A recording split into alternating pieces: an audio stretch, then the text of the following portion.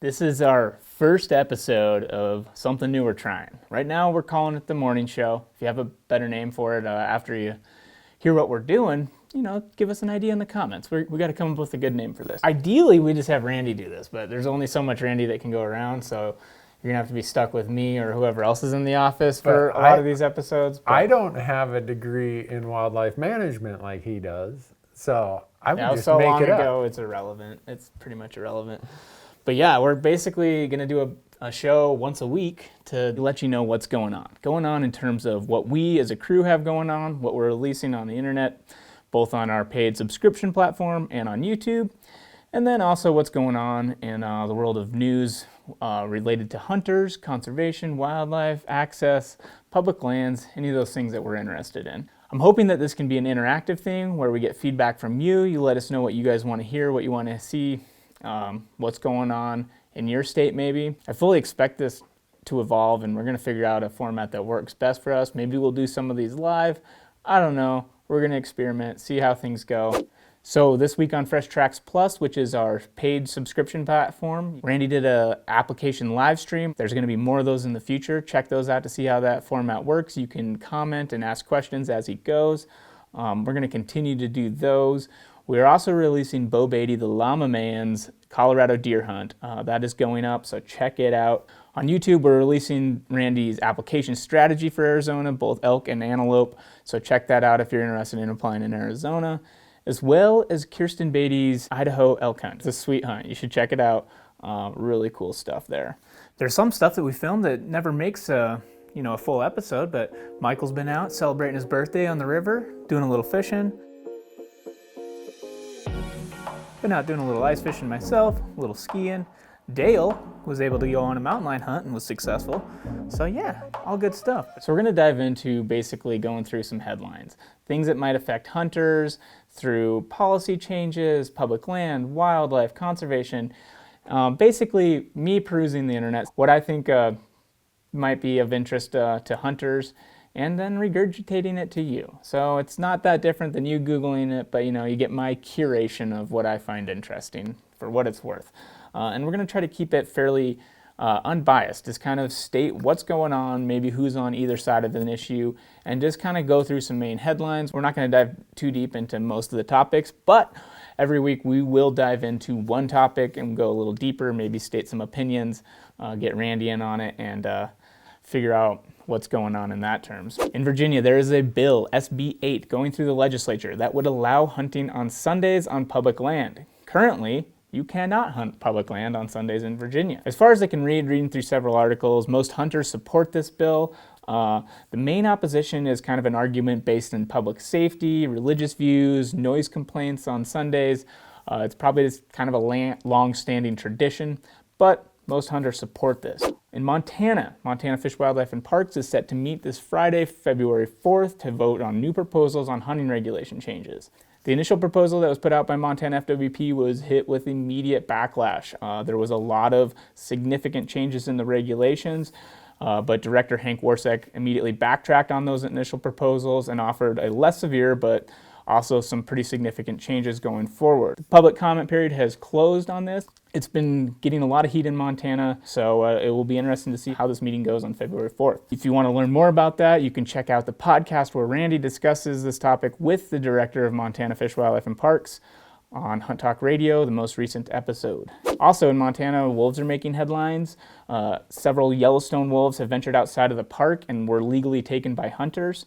The Billings Gazette reported that over 100 businesses near Yellowstone National Park have formed a coalition urging Montana Fish, Wildlife, and Parks to reinstate a quota of wolves in the surrounding area around Yellowstone. Currently, wolf hunting and trapping are allowed in the state, and hunters can take up to 10 wolves via hunting and 10 wolves via trapping. This coalition is arguing that allowing the liberalized harvest threatens businesses that rely on the revenue created by the tourism industry of all these tourists coming to view these wolves. This current hunting season, Yellowstone officials say that 15 wolves that roam in and outside of Yellowstone have been killed legally by hunters. So Montana Fish, Wildlife, and Parks current management plans manage wolves by region.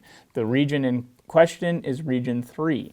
The department recently got rid of the quota system for wolves and went to a harvest threshold. And the harvest threshold in this region is 82 wolves. So far, 74 wolves have been killed, so they're approaching that threshold. And the threshold doesn't necessarily mean that they have to end the season, but it means that they're going to meet and discuss what they should do. So the commission preemptively met, they discussed what was happening, and they agreed once the harvest threshold is met, it will close down all harvest of wolves in Region 3 for the season. Last November, the Washington Department of Fish and Wildlife Commission had a tied vote on the spring bear hunting season, which resulted in a cancellation of a previously long-standing bear hunt. This week, the topic was revisited by the commission after a Change.org petition, along with a formal petition filed by numerous hunting groups, and they're going to discuss it further in the March meeting. There's also been a recent shuffling of commissioners in Washington within the department, which has led to some uncertainty with the sentiment is towards this bear hunting season. From what I can tell, Washington Wildlife First and the Humane Society of the United States, along with some members of the public, are pushing for the end of the black bear hunt, while the majority of hunters and Washington Department of Fish and Wildlife biologists support keeping the season. The Colorado legislature introduced a bill to prohibit hunting and trapping of bobcat, lynx, and mountain lion. This is from the legislature, not the Fish and Game Commission, but supporting it are groups like the Animal Welfare Institute, the Center for Biological Diversity, Colorado Sierra Club, and the Humane Society of the United States. On the other side, you have the Sportsmen's Alliance, the Colorado Backcountry Hunters and Anglers, that are pointing out that Colorado Parks and Wildlife has been successfully managing these predator seasons for years using science-based decision-making. Several news agencies are reporting that this bill is losing support at the Capitol. However, it is scheduled to be considered in the Senate Agriculture and Natural Resources Committee on February 3rd. So in more fun news, the Rocky Mountain Elk Foundation and the U.S. Forest Service worked together with the YT Timber Company to convey 1,040 acres of private land to the Lola National Forest. So this previously checkerboarded public-private land will now be a contiguous chunk of public land that will safeguard public access and wildlife between these several mountain ranges. And these are the success stories that we like to hear. That's what caught my eye this week. Just from perusing the internet via social media, various news wires, and wildlife and conservation related news.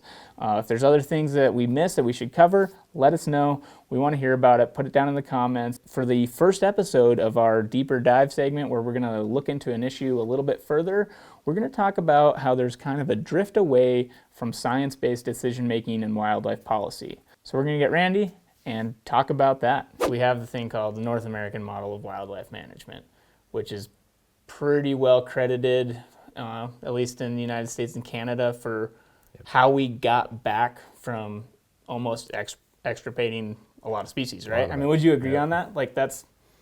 I would say most everybody accepts that that was... It wasn't called a model at that time. It was only like 10 or 15 years ago that Shane Mahoney, Val Geist, and John Organ put it like... They defined the set of principles. Right, exactly. Right. Yeah. So we started with this, and those principles have been applied for a long time, and most people would say, yeah, that's what got us to this point of abundance. Gotcha, yeah. And so like I was trained in fish and wildlife management. That's what I went to college for. And so we learned about the North American model and how there's 7 tenets. Yep. And basically, like, that's how we got to where we are. Mm-hmm. And, you know, I feel like as a wildlife manager, it's very important that this is my like perception of learning this, is like you want to follow these 7 tenets. Mm-hmm. And one of those tenets is, and I'm quoting here, science is the proper tool for discharge of wildlife policy.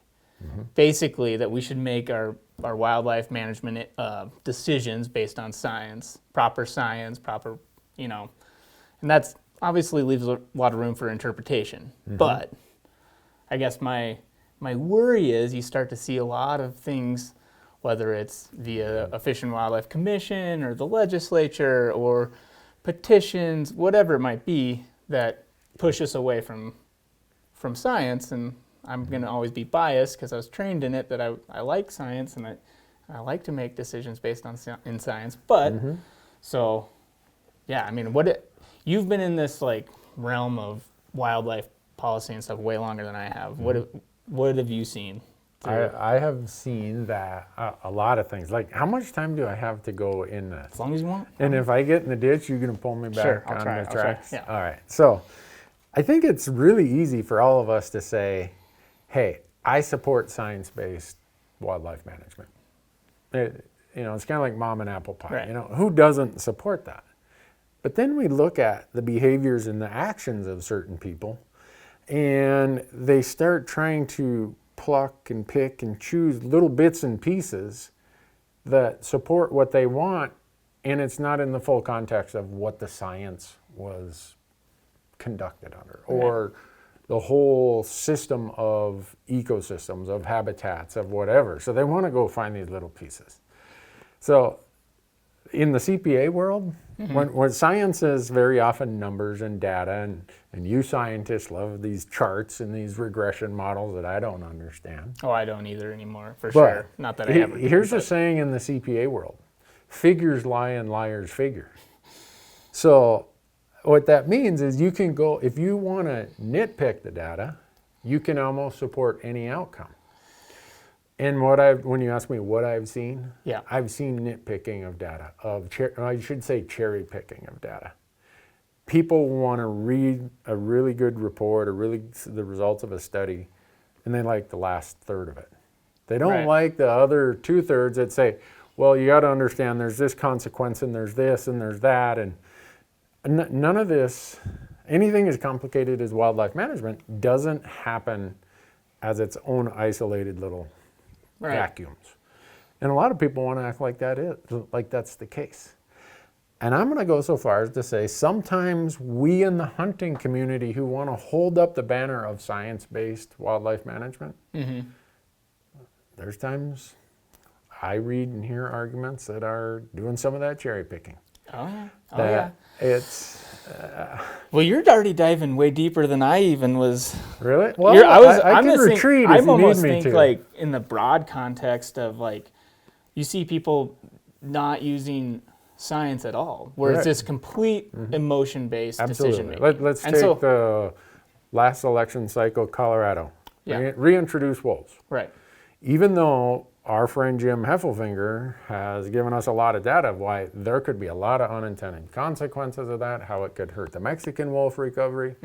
Nobody did that analysis. It's just, hey, can we run a political campaign here? Can we raise enough money? Can we get enough votes? And those are... Well, it's, and that's, I mean, the emotion-based stuff I feel like a lot of time comes in the form of what we call a charismatic megafauna, right? Which in North America, I feel like we have like, the petty, warm and fuzzy. Something that's got forward-facing eyes and it's pretty, like bears, wolves, lions. The you could throw wild horses in there probably if you wanted to, but like people think, borderline irrationally, or not borderline, for sure irrationally. Then they think I think they struggle to view wildlife on a population level or as a whole ecosystem. It's just like that one individual and like how you're doing harm to one individual, and it's very difficult for them to comprehend like that wildlife managers are looking at this whole system, not the one wolf or the one bear. And I think that's where I think you get into a lot of trouble.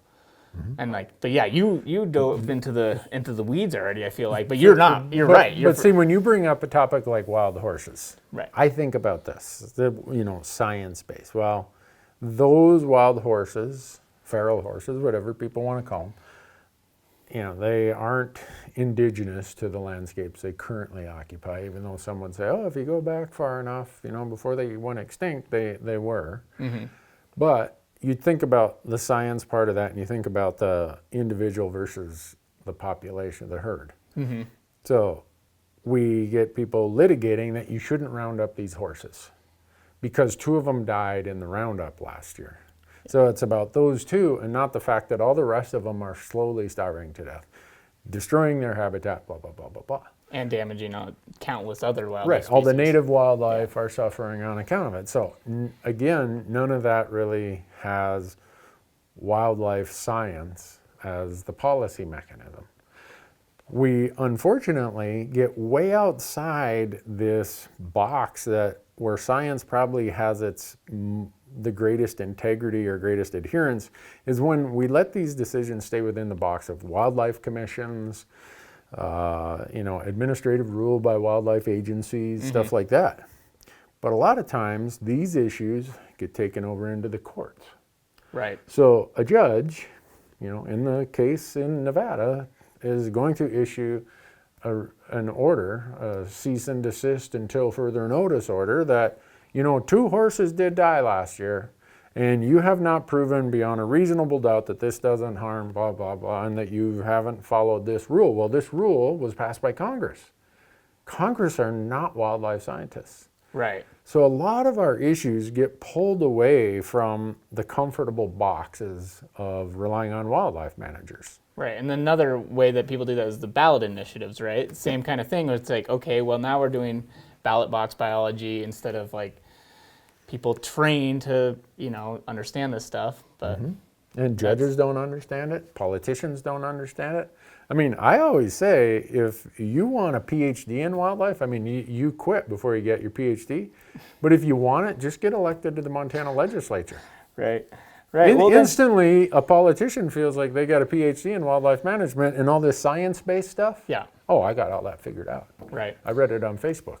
Yep. But then even within Fish and Wildlife Commissions, generally they are trained and have a better understanding of policy or wildlife policy, wildlife management, all the stuff that to make decisions. But even within various commissions, you start to get people who aren't trained in it, or they, whatever background they came from, maybe they have a vested interest, but they're not trained in wildlife. Right. So when we have management. State statutes that say wildlife commission, we had one that was in our legislative session last year, and we'll use examples from Montana because we're so familiar, but they apply everywhere. Right? We're not unique in this. They said 4 of the 7 commissioners must have a background in agriculture. Yep. Well, they're probably really good people. They probably understand agriculture, and they probably have some wildlife that lives on their property.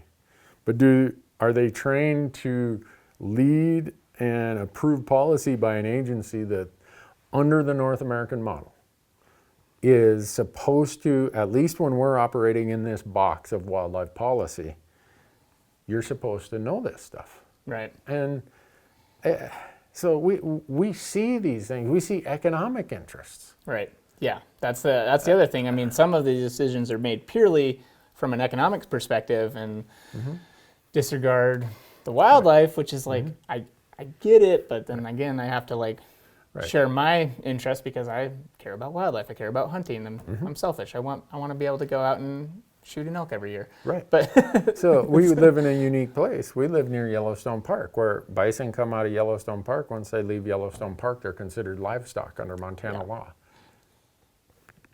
Okay. By statute, we've said we're going to exempt this animal from management under the North American model by reclassifying it as livestock. So somehow when that bison crosses that park boundary, they shed their bison or their wild animal characteristics and they slip into this livestock characteristic. yeah. So every time you get outside of this, I'm calling it a box, maybe it's a circle, I don't know. But we start losing the integrity of wildlife science as the basis for supporting wildlife policy. Yeah. And I think we got to acknowledge, we'll never go strictly science-based. We're not going to here's the carrying capacity of this area and these are how many animals can live there. Everyone's admitted that we can't do it that way. No. There's a lot of sociological implications for every decision as well. So it's this, but when you veer so far away from it, that's when I get nervous. Right. It's just and so I guess I like to try to advocate towards pushing it back in the direction of more science-based decision making rather than emotional or economic decision making. And of course that takes it. We have to take it into account, but I'm going to give you some history because you make me seem like the old guy. So it used to be in Montana and in most other states that the Wildlife Commission hired the director. Gotcha. And the director worked for this commission. Yeah. He or she did not work for a governor as an appointee. So the political box, there was a pretty strong fence between wildlife policy and science and politics. Gotcha. Utah got so tired of ballot initiatives that they passed 5 or 6 years ago that says in order to have a ballot initiative that affects wildlife policy and takes this responsibility away from our agency, requires a 2/3 majority vote instead of just a 50.1% vote. So we've seen this pendulum swing back and forth about how much credence, how much authority, whatever you want to call it, we're going to give to the wildlife science. Yeah. But we have a society that's become more political, that places greater demands on the resource of wildlife, whether it's for economics, whether it's for their own personal, that there's these outside forces that don't want to play in this box. Yeah. And that's where science really gets ignored. So I would say for any hunter, if you're asking me for a one-liner, if you're a hunter, angler, and you believe in the North American model, think of your own positions and make sure you're not eroding that foundation by trying to make certain claims and either cherry picking the scientific data or ignoring it altogether just because, well, that's what I want. Yeah, we're often hypocrites, for sure. I'm not immune from it at all. I know that I am, and I just try to catch myself when I do it as well. But yeah, I guess like with a background in wildlife management, I guess I just find it.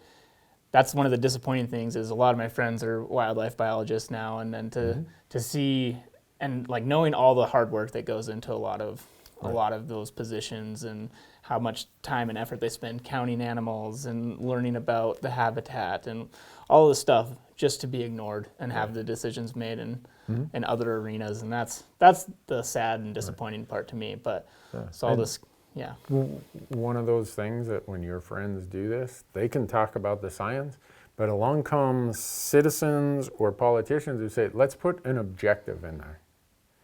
Objective is different than carrying capacity, different than everything else. So as quick as you say objective, it's such an oxymoron because it's completely subjective.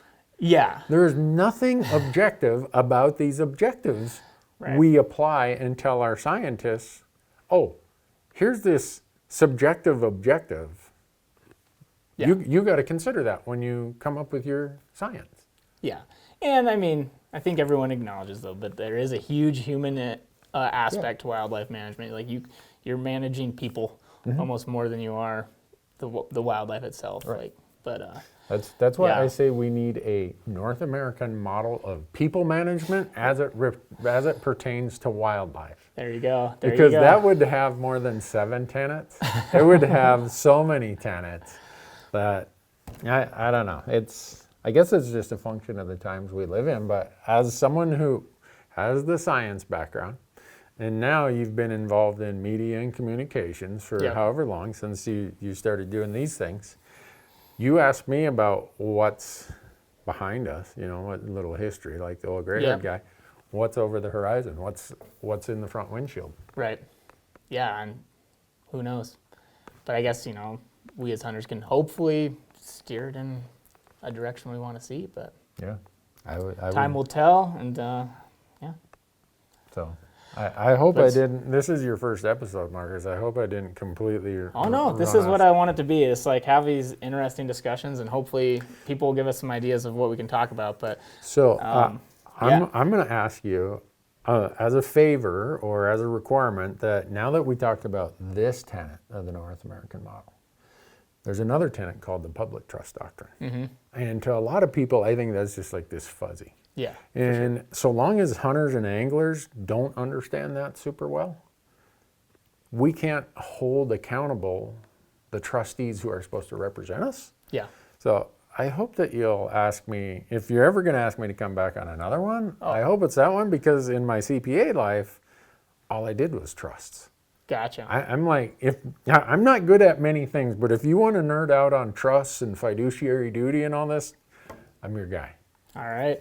Well, I think it's a good starting point to talk about the 7 tenets because they are kind of the basis of how we manage wildlife and how hunting works in most of the United States and Canada too. So, it's fun topics. Hopefully we can continue this if people are interested in the show and hearing us sit here and talk about. I'm interested in it because, quite honestly, and you've seen this in all the content we're trying to produce for the next 6 months, is we got to make sure that our audience, hunting, anglers, whatever, that we understand this science stuff. And we're undertaking a really big effort to take complicated science and communicate it well.